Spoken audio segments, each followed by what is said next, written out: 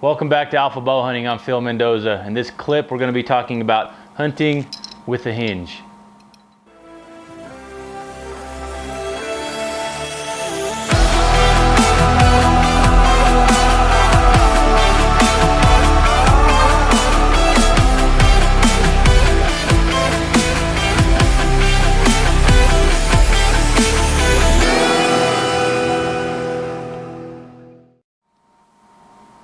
So we've covered quite a few videos on different topics, from tension releases to hinge releases, how to execute them properly, understanding the draw force curve, and understanding how to be consistent with these different type of releases and how they allow you to be more consistent. So now the money question, right? Hunting with the hinge. It seems that as of late, and I would say the last few years, it's something that's more recognized or more accepted, and I don't know why it's taking so long to become accepted or become just more in the limelight, but long story short, hunting with the hinge is possible. I've done it for 4 or 5 years now, and I really went to that because there came a time where I would shoot my hinge all year and I'd switch over to a puncher just for season, and that was great. It was okay, but I just didn't have the confidence level, and I wasn't as consistent with my puncher, my index finger release I should say, as I was with the hinge, because I'd been shooting it all year. So some of the positives from shooting a hinge or even a tension release in a hunting situation, because you can hunt with both. Number one for me is consistency. Number two is just being able to, in a high pressure situation, execute that shot using the tools that encourage you to stay strong in your form, pull hard on the back wall, and shoot that shot. And again, if you're shooting this most of the year for training or for tournament shooting, whatever, you're going to be more consistent with this. On a pull-through style release, again, if you've practiced with it and you understand the release, and you know that maybe in a hunting situation, if the shot arises and you've released your safety or you've taken the safety off, you may have to work through the shot a little bit quicker to get that shot to go off quickly, but you can do that. So is it possible? Yes. On the positive side, in my opinion, it's consistency. It's the familiarity. It's the confidence that is going to assist you and help you out in hunting situations. Now to some of the drawbacks. Obviously, being able to have a wrist strap or any kind of release that attaches to your wrist is convenient. It's there all the time. You just hook it on. You don't have to think about it. So some of these that are standalone, just independent releases, you know, whether you're sticking it in your pocket or you lose it, whatever, that is a concern. On this specific release, of which I've hunted with for years, I've drilled a hole right through the center of the body there, and I'll attach a little cord to keep it onto my wrist. And I've used it sometimes, and I've not used it others. Like I said, sometimes I keep it in my pocket, but I'm used to it. Some of these other releases on the market do have a bracket you can adapt and put a wrist strap on, like on this True Ball. They have the center grooves there kind of engraved out, and they sell a clip that mounts right on there. So for the guys that are concerned with the wrist strap, being able to strap it, to have it there all the time, that's an option.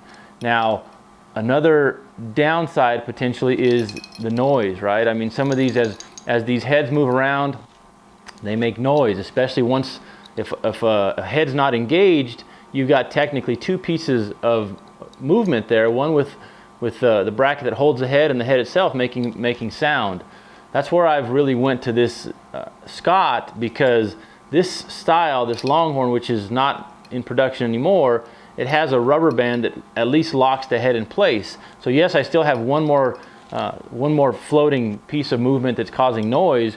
When I'm hunting, I usually have my finger right on this until I go and hook it onto the release, the D-loop, excuse me, to draw back. So I have to consciously have my finger on there so it's not making noise. Is that an issue? Yes, it can be an issue, but that's again one of the drawbacks. Another style of release that's actually an older style, nothing very new, you know, these spike heads or these hook heads. Good friend of mine, Henry Ferguson, he's hunted with one of these for years. He actually gave me this head to play with, so I mounted it, I kind of customized it on this release, and I like it. It's just I'm not used to it, so from a consistency standpoint, this is still much more accurate for me. than this, but we'll talk about this style of head more down the line. Obviously it's fixed in place, doesn't make any noise, so when you get back and you're shooting this style of head, it's really you're trying to squeeze through or execute through that shot, and you can do it in all the same manners as any other hinge, lightening the finger tension, index finger, or squeezing. But really that loop's just you're gonna have to set it to where that D loop just slides off the edge of that spike. So no noise, good option to consider. There's not very many of these options out there, but something to consider. So again, another downside from the Hinge. Certain shot scenarios, obviously, you may have to pass on. Moving targets, an animal that's walking, or whatever the case. You know, turkeys are difficult because they're always moving, but big game, if an elk's walking, even if it's 20 to 30 yards away, one stride of a big animal like an elk could be 2 to 4 feet, you know. So if you're depending on really squeezing through and executing a shot with one of these releases, those moving shots are going to be more difficult. But being aware of it, at least you know that certain shots are going to be limited. You know, going back to something that's on a separate topic, which is anxiety and target panic and buck fever, that's something that I really get into in some of the seminars that I do, as far as understanding when to plug your brain back in to put you back in control, making yourself think about those situations to engage your mind, and again, put yourself in the driver's seat. Don't go on autopilot. As much as people think that having a shot sequence down to go on autopilot is such a great thing, at times it can be a bad thing if you get overtaken by anxiety. So being able to reconnect yourself and plug yourself in, and even if it's just that, waiting for that moment for that animal to stop or put itself in a position to make your shot opportunity the best it can be, that could be a drawback on a hinge style release. But anyway, long story short, hunting with a tension style release, a hinge release, is it possible? Yes. I just feel that as an archer, you need to identify and tell yourself, in the most extreme situations, high pressure, whether it's tournament or shooting, whatever you can duplicate and wherever you can practice the most at, that's going to tell you which release is going to make you most accurate.